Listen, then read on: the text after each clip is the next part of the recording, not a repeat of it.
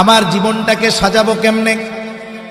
হায়াত খুব অল্প, আমাদের সকলকে চলে যেতে হবে। এই জন্য বুদ্ধিমান হলো সেই ব্যক্তি যে নিজে আখেরাতের পাথেয় সংগ্রহ করে ওই সফরের জন্য প্রস্তুত থাকে।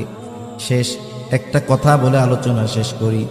বাংলাদেশের প্রত্যেকটা মসজিদে একটা লাশের খাটিয়া থাকে, ঠিক না? ওই খাটিয়ায় একদিন আমাকে আপনাকে উঠতেই হবে, কোনো সন্দেহ নাই।